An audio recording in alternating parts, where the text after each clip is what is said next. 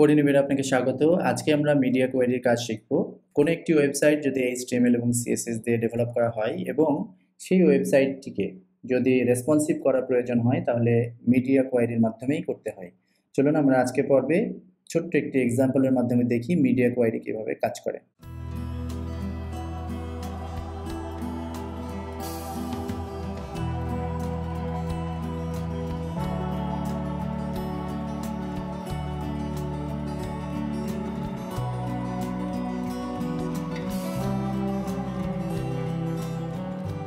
এখানে index.html নামে একটি ফাইল ক্রিয়েট করা ছিল, সেখানে আমরা নট সাইনের মাধ্যমে একটি স্ট্রাকচার করে নিলাম এবং এখানে আরেকটি ফাইল ক্রিয়েট করা আছে style.css, সেটাকে আমরা আমাদের index.html ফাইলের লিঙ্ক ট্যাগের মাধ্যমে কানেক্ট করে নিচ্ছি, যেটা আমরা অলরেডি জানি style.css। ওকে, এটাকে আমরা রাইট ক্লিক করে ওপেন উইথ লাইভ সার্ভার এবং ডান পাশে এটাকে রান করিয়ে নিলাম। এখন এই এক্সাম্পলটার জন্য আমরা তিনটি ডিভ আসলে এখানে নিব, যেটাকে আমরা স্কোয়ার বক্স হিসেবে ডান পাশে দেখব আমাদের সুবিধার জন্য। তো তিনটি ডিভ নেওয়ার জন্য আমরা ডট সাইন দিলাম এবং যার ক্লাস নেম দিচ্ছি বক্স, পর্যায়ক্রমে 1 2 3 নিব, এই জন্য আমরা ডলার সাইন দিলাম এবং যেহেতু তিনটা ডিভ নিব এই জন্য আমরা স্টার সাইন দিয়ে 3 দিয়ে এন্টার হিট করছি। তাহলে আমাদের এই মুহূর্তে তিনটা ডিভ তৈরি হয়ে গেছে, যার ক্লাস নেম হলো বক্স 1, বক্স 2 এবং বক্স 3। এটাকে সেভ করলাম। এই তিনটাকে আমরা ডান পাশে দেখতে চাই, এই জন্য style.css এ গিয়ে পর্যায়ক্রমে প্রত্যেকটি ক্লাস নেমকে আমরা কল করব এবং তিনটি প্রপার্টি অ্যাটলিস্ট লিখব। হাইট দিচ্ছি আমরা 200 পিক্সেল, যেহেতু এটাকে আমরা স্কোয়ার হিসেবে দেখতে চাই এই জন্য উইথ 200 পিক্সেল এবং দেখার জন্য আমরা একটি ব্যাকগ্রাউন্ড কালার দিয়ে নিচ্ছি। এখানে র্যান্ডম একটি কালার আমরা দিয়ে নিতে পারি, ব্রাউন কালারটা সামনে এসছে, ওটাকে নিলাম। এরপর যেহেতু অন্যান্য ক্লাসের জন্য সেম প্রপার্টি, এই জন্য এটাকে কপি করে নিয়ে শুধু ক্লাস নেমটি চেঞ্জ করলাম এবং ব্যাকগ্রাউন্ড কালারটি একটি ডিফারেন্ট টাইপের কালার দিয়ে নিলাম। ঠিক লাস্ট যে ক্লাসটি রয়েছে বক্স 3, সেটার জন্য আমরা একই কাজ করছি, জাস্ট রিনেম করলাম ক্লাস নেমটি এবং কালারটিকে আমরা একটু ম্যানুয়ালি চেঞ্জ করে নিলাম, নিয়ে সেভ করলাম। তো HTML এর যে বেসিক স্ট্রাকচার সেই অনুযায়ী আমাদেরকে একটি ডিভ আরেকটি ডিভের নিচে নিচে দেখাচ্ছে।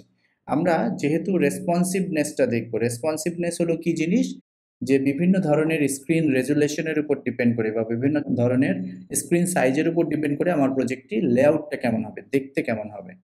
ওকে, তো সেটার জন্য আমরা একটি কাজ করছি আমাদের সুবিধার জন্য। এই আউটপুট যেখানে দেখছি এটাকে রাইট ক্লিক করে ডুপ্লিকেট করে নিচ্ছি, এইটাকে আমরা একটু ড্রাগ করিয়ে আমাদের এখানে প্রজেক্টে রেখে দিলাম।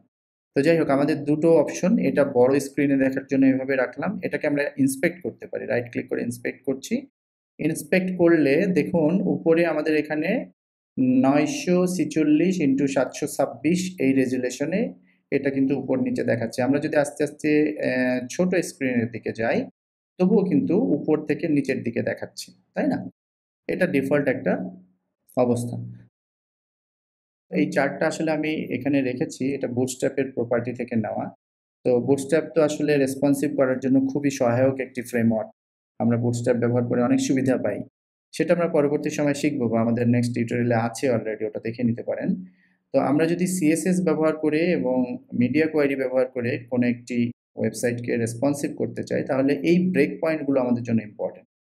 মানে আমরা একটু জেনে নিতে পারি এক্সট্রা স্মল ডিভাইস কত পর্যন্ত, 0 থেকে শুরু করে 576 পিক্সেল পর্যন্ত। 576-এর উপরে যখন যাবে সেটা স্মল ডিভাইস এবং কতদূর পর্যন্ত। স্মল ডিভাইসের রেঞ্জ হলো 576-এর উপরে বা সমান থেকে শুরু করে 768 পর্যন্ত। এভাবে আমাদের লার্জ, এক্সট্রা লার্জ বা এক্সট্রা লার্জের ব্রেক পয়েন্টগুলো দেওয়া আছে। এই ব্রেক পয়েন্টগুলো কনসিডার করে আসলে মিডিয়া কোয়েরি আমরা ব্যবহার করব, বাট আজকে যেহেতু আমরা শুধু বুঝে নেওয়ার জন্য, ব্যাপারটা হলো ফান্ডামেন্টালসটা জেনে নেওয়ার জন্য করব, এই জন্য আমরা এই ব্রেক পয়েন্টসটা এত কনসিডার করলাম না, আমরা আমাদের মতো দেখে নেব। তো আমরা প্রথম যে কাজ করব, এই যে ডিপগুলো আমরা দেখছি স্কোয়ারগুলো, এগুলোকে পাশাপাশি দেখতে চাই, বামে একটা, মাঝে একটা, ডানে একটা। এটার জন্য আমরা কি করতে পারি, আমরা index.html এর যদি দেখি তাহলে এই তিনটা ডিবি রয়েছে বডির মধ্যে, তাহলে বডিটাকে আমরা কল করে ডিসপ্লে ফ্লেক্সের মাধ্যমে আমরা করতে পারি। অনেকভাবে করা যায়, বাট যেহেতু বডি একটা ট্যাগ এই জন্য আমরা ডট ব্যবহার করলাম না, ডিসপ্লে ফ্লেক্স ব্যবহার করছি। সেভ করলে এটা অটোমেটিক বামে থেকে ডানের দিকে সাজানো হয়ে গেছে। আমরা একটু বড় স্ক্রিনে দেখি, সেটাও তাই।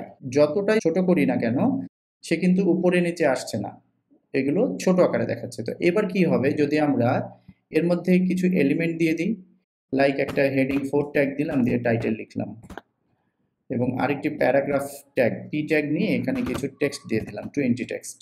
সেভ করছি, তাই না? এখানে আমরা ভালোভাবে দেখছি। তো এটাকে আমরা অন্যান্য ডিবের মধ্যেও সিমিলার ওয়েতে আমরা দিয়ে দিলাম, এবং লাস্টে আমরা সেভ করে দেখছি ডান পাশে কিছু এলিমেন্ট।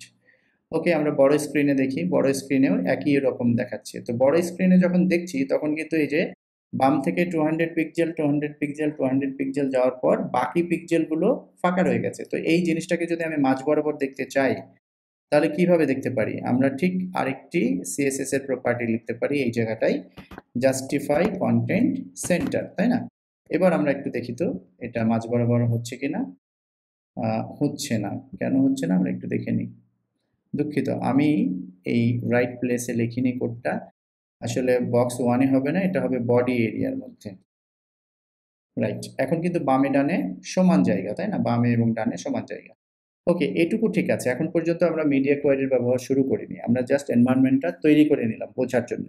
এবার আমাদের উদ্দেশ্য হলো যখন আমরা এরকম ছোট করছি, দেখুন এই যে এই জায়গায় এই পয়েন্টটা কমছে, এই ডাইমেনশনটা কমে যাচ্ছে, তাই না? তো একটা সার্টেন পিরিয়ডে আসলে, ধরুন আমি 500 একটা ব্রেক পয়েন্ট আমি উল্লেখ করব, 500 ব্রেক পয়েন্টে যখন আসবে তখন যেন এগুলো নিচে নিচে হয়ে যায়, উপর থেকে নিচের দিকে হয়ে যায়, তাই না? দেখি এটা করতে পারি কিনা।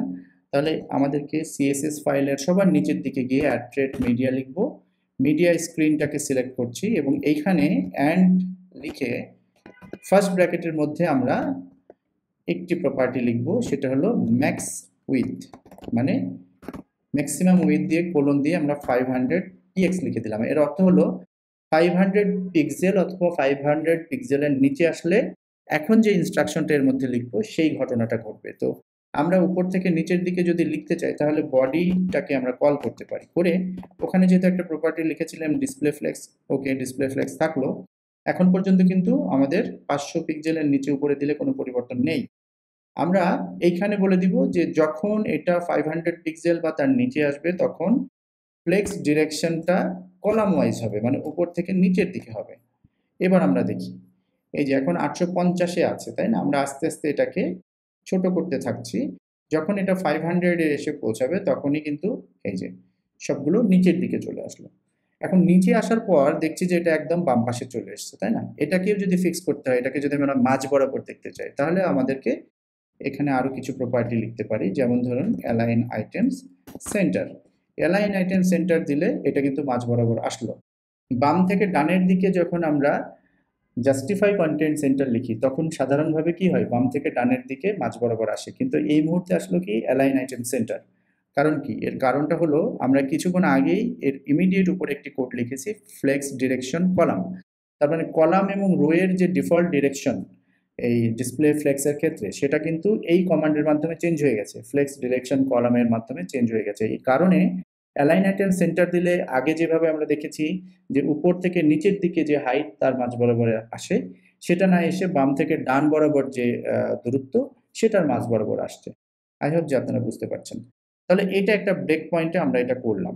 এখন এটাকে যদি আমরা আরো ছোট করি, সে ফর এক্সাম্পল এই যে এতটুকু করি, ধরুন 300 পিক্সেলে যদি আসে, এটা 300-এ আসলে আমাদের আরেকটু পরিবর্তন হবে। ধরুন আমরা চাই যে 300 যখনই আসবে তখন যেন এই ফন্টের কালারগুলো চেঞ্জ হয়ে যায়। এটা যদি করতে হয় তাহলে আমাদেরকে কি করতে হবে? আরেকটি মিডিয়া কোয়েরি আমাদেরকে এখানে বাইরে এসে লিখতে হবে, মিডিয়া স্ক্রিন। এরপর আমরা অ্যান্ড দিব, দিয়ে ফার্স্ট ব্র্যাকেট দিয়ে আমরা আগের মতো ম্যাক্স উইথ সেট করে দিব, তাই না? ম্যাক্স উইথ এটাকে আমরা 300 পিক্সেল বলছি। এর মাঝখানে আমরা কি লিখব? যেহেতু এই ফার্স্ট বক্সের কালারটাকে হোয়াইট করব, এই কারণে আমরা এটাকে কল করব, এর ক্লাস নেম হলো বক্স 1 কার্লি ব্রাসেসের মধ্যে আমরা যদি শুধুমাত্র দুঃখিত কালার লিখে দিই তাহলে আশা করা যায় কালার হোয়াইট করে দিচ্ছি। এখন দেখি যে এটাকে আস্তে আস্তে 300-এ নিয়ে আসলে কালারটা হোয়াইট হচ্ছে কিনা। এই যে 300-এর কাছাকাছি এসে গেছে, এই যে হোয়াইট হয়ে যাচ্ছে। যদি এরকম করি যে 300-এ আসলে এইটার ফন্ট সাইজও ছোট হবে, এই প্যারাগ্রাফ ট্যাগের ফন্ট সাইজ ছোট হবে। তাহলে 300-এর এখানে এসে যেহেতু ফন্ট সাইজ হলো টি ট্যাগের মধ্যে আছে, তাহলে প্রথমে আমরা এখানে একটু দেখে নিই ফন্ট আছে কোথায়। এখানে আছে আমাদের বক্স 1 এই ক্লাসের মধ্যে পি ট্যাগের মধ্যে। তাহলে আমাদেরকে টার্গেটটা ঠিক মতো করতে হবে, যেটা আমরা আগেই জানি। বক্স 1 লিখেছি স্পেস দিয়ে, যেহেতু পি ট্যাগের মধ্যে আছে লেখাগুলো এই জন্য পি ট্যাগ লিখলাম কার্লি ব্রেসেসের মধ্যে। আমরা এখানে ফন্ট সাইজটাকে ছোট করে দিতে পারি, রাইট? ফন্ট সাইজটাকে আমরা 12 পিক্সেল করে দিলাম। এবার একটু দেখি, এই যে দেখুন যখন বড় করছি তখন কিন্তু আবার আগের ফরম্যাটে আসছে। তাহলে আমাদের দুটো ব্রেক পয়েন্ট সেট করেছি। যখন আমরা 500-এ আসছি একটা পরিবর্তন হচ্ছে, কি হচ্ছে? উপর থেকে নিচ বরাবর হচ্ছে এবং এটা মাঝ বরাবর হচ্ছে।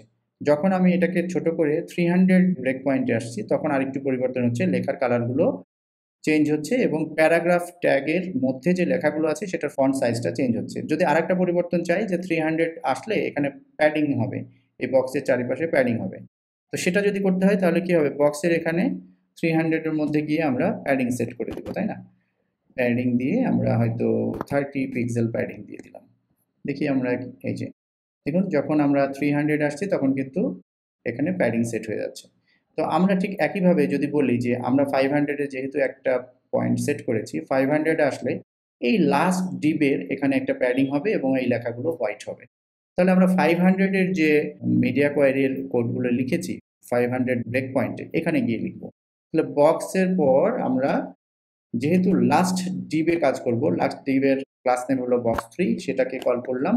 এখানে আমরা প্যাডিং দিয়ে দিচ্ছি। প্যাডিং কি দিব? প্যাডিং 30 পিক্সেল দিয়ে দিচ্ছি।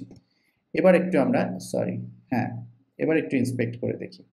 এই যে আস্তে আস্তে যখন আমরা 500-এ আসব তখন এই যে দেখুন চারিপাশে প্যাডিং সেট হয়ে গেছে এবং কালারটাকে আমরা যদি চেঞ্জ করতে চাই তাহলে এখানে আমরা কালার লিখে দিলে কালার হোয়াইট, যে কালার হোয়াইট হয়ে গেল। এরপর যদি আমরা বলি যে না এখানে এই যে জাস্টিফাই করতে হবে, বাম পাশের লেখাগুলো প্যারাগ্রাফের লেখাগুলো সমান বা ডান পাশে সমান না, তাহলে আমাদেরকে যেহেতু 500 ব্রেক পয়েন্টে এসে কাজটা করব, তাহলে এই এরিয়ার মধ্যে প্রথমে আমাকে বক্স 3 লিখতে হবে, কারণ এটা ক্লাস নেম। স্পেস দিয়ে লেখাগুলো আছে পি ট্যাগের মধ্যে, এই জন্য পি লিখলাম এবং কার্লি ব্রেসেসের মধ্যে আমরা টেক্সট অ্যালাইন জাস্টিফাই লিখে দিব।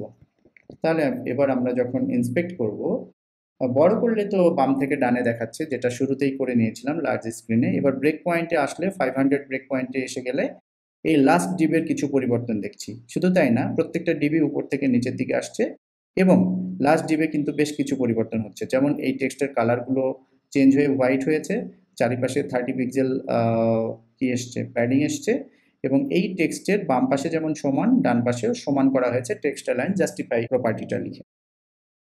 মিডিয়া কোয়ারি দিয়ে যদি করতে হয় আমাদেরকে প্রত্যেকটা ব্রেক পয়েন্টের জন্য, প্রত্যেকটা ডিভাইস সাইজের জন্য আলাদা আলাদা মিডিয়া কোয়ারি লিখতে হবে এবং প্রত্যেকটি এলিমেন্টের জন্য আমাদেরকে কোড লিখতে হবে যে আমি কোন স্ক্রিন সাইজে কোন এলিমেন্টকে কিভাবে দেখতে চাই। সুতরাং এখানে অনেক বেশি কোড লেখার ব্যাপার। এই কারণে HTML CSS দিয়ে রেসপন্সিভ ডিজাইনগুলো এখন ঠিক করা হয় না। মডার্ন ইয়েতে বিভিন্ন ফ্রেমওয়ার্ক আছে, এর মধ্যে পপুলার যেটা আমাদের অলরেডি আমাদের ইয়েতে আছে, ইউটিউব চ্যানেলে আছে অনেকগুলো টিউটোরিয়াল সুন্দরভাবে দেওয়া আছে বুটস্ট্র্যাপের, ওটা শিখতে পারেন। এছাড়াও টেলউইন্ড আছে বা অন্যান্য জাভাস্ক্রিপ্টের ফ্রেমওয়ার্কে গেলে সেখান থেকেও শেখা যায়। বাট আমি বলবো যে CSS এর বেসিক জিনিসগুলো শেখার পর আপনারা বুটস্ট্র্যাপ শেখাটা ভালো হবে। খুব সহজে রেসপন্সিভ ডিজাইন করা যায়। ওখানে অনেক ক্লাস রেডি থাকে, শুধুমাত্র নিয়ে ইউজ করাটা শিখতে হয়। ধন্যবাদ সবাইকে। খুব ভালো লাগলো আজকের এই টিউটোরিয়ালটা আপনাদের সামনে উপস্থাপন করলাম। সামনের দিকে প্রয়োজনে আমরা তো একটি প্রজেক্ট করব যেখানে মিডিয়া কোয়ারি দিয়ে আমরা রেসপন্সিভ করতে শিখব। ধন্যবাদ সবাইকে।